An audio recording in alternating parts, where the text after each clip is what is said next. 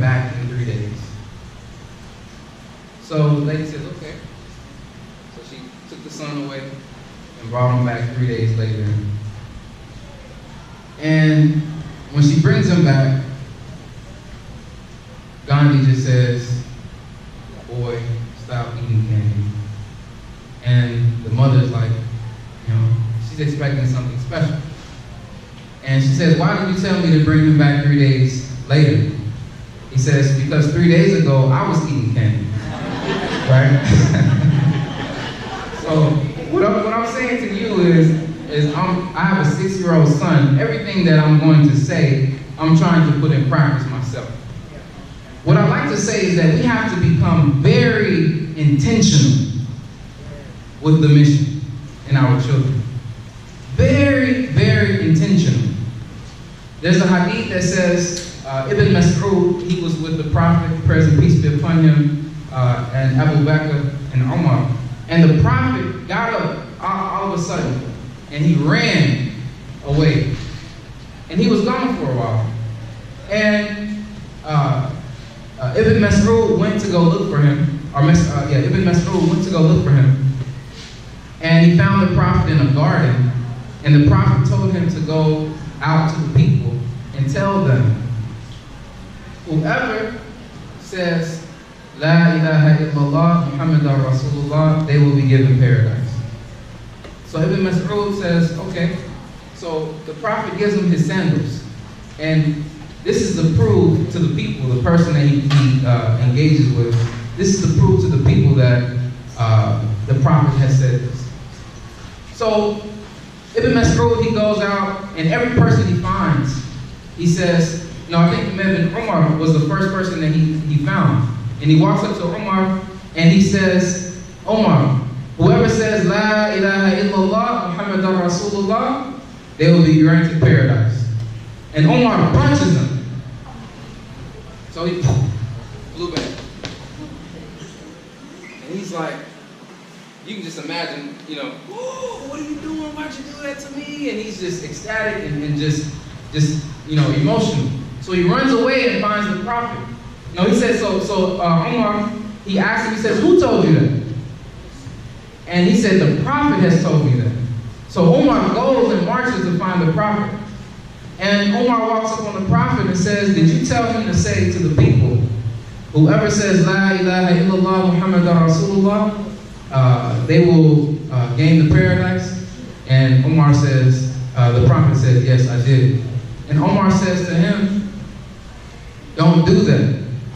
Because if you do that, the people will stop working.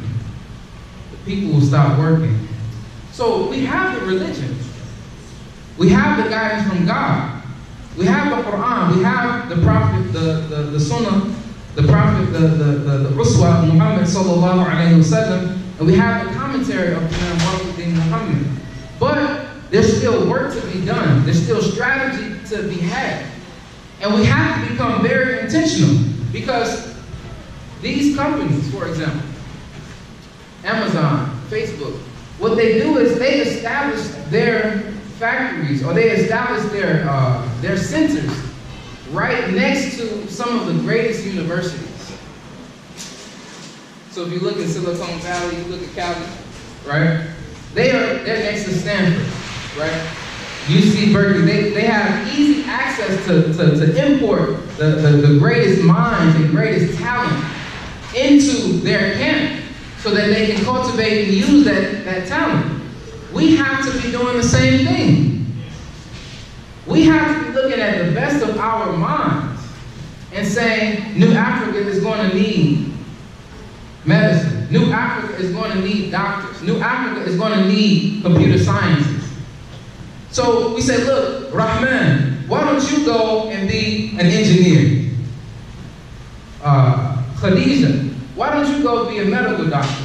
And come back here, we have a place for you to exercise your skills and what you have learned, in addition with under the Quran, what you have learned, and bring that so that we can raise up and build a model society.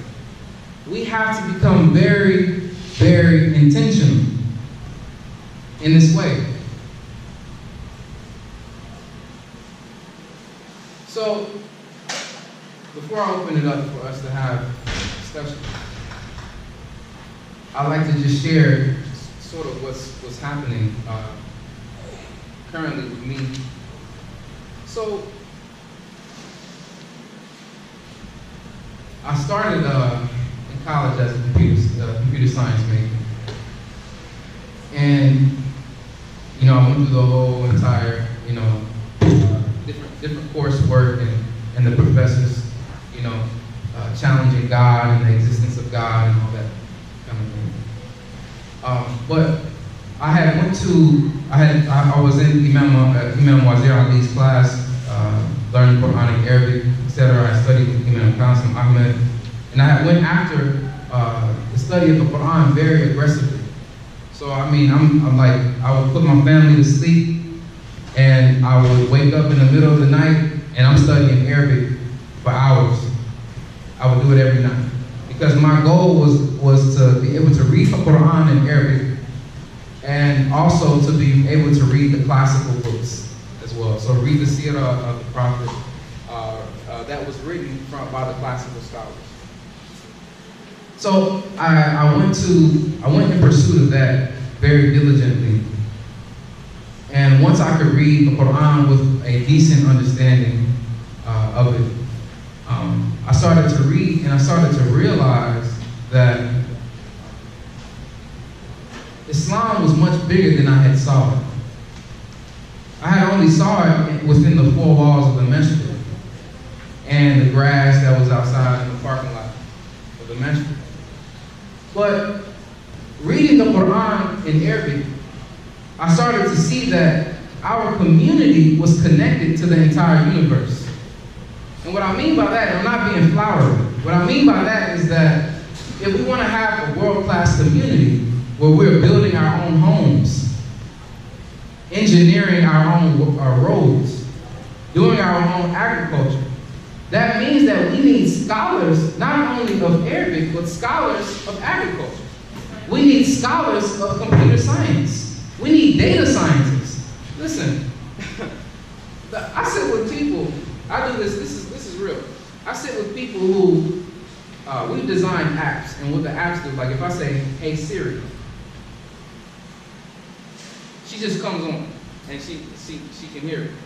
So what's happening right now is that everybody on your phone, whether you know it or not, they're listening to you. So if you notice, I didn't press a button. I said, hey Siri, and she comes on. Right? So what you signing all of these little agreements, you don't read them. What they're doing is they're collecting data. They're collecting sound bites. They're collecting how your emotions rise and fall, and how your conversations go on a day to day. And they're storing that, and they're mining that data, and they're creating artificial intelligence with it. So that the computer, as you shop online, the computer can can watch your patterns and present different things to you based on your patterns. So this may sound scary, but yes. Cookies, so they use cookies. But they become more, that was a more primitive way. They did use cookies. So they would put all these cookies on your site. They call it a big cookie. They put cookies across every website. And every website you go to, they will gather information about you. See what you're looking at, right? And then they can present you with more ads. You know, you've all seen it. If you're looking at a Porsche or something like that. You know, you go on YouTube, you're trying to watch Quranic recitation, they have a Porsche commercial pop up, right? So this is what's happening, right? But so what they're doing though is they're studying, they're using this data science or data mining to help in many fields of knowledge. I mean, and like we were talking about in mental health, mental illnesses. When they have these school shootings, they will go back and review the activity of the shooter. They'll go back and look at all of his history, look at what he was typing, look at and hear him or her through whatever microphone or camera they can see or they were recording it with, and see what sort of behaviors this type of person would have so that they could sort of predict. Now it gets a little. There's different lines that can be crossed, right? So that's where we come in. And Imam Fahim, he touched on this. Imam Qasim always says this, that Imam Muhammad said to him, do you think that Prophet Muhammad came to lead the world or follow the world? He came to lead the world. So they need us in these fields to bring the moral factor, to rise a moral compass. They need our children in those fields, and then we also need our children in those fields so they can bring back the skills to our community so that we can have a world-class community. So I have not only, my business is not only, okay, so back to the story. So I'm reading Quran in Arabic and I'm going after it. And what I realized is that Islam is much bigger, and I needed to pick a focus, not much bigger than just saying that Quranic Arabic is small. Quranic Arabic is a foundational piece that you need in order to study the Quran and to unlock knowledge for you. Okay? So that's what I mean. But I needed to pick a profession, or I needed to pick another piece of knowledge to explore. Like if you read about Imam, I think it's Imam Shafi'i, they said that he knew as much about medicine as he did Islam.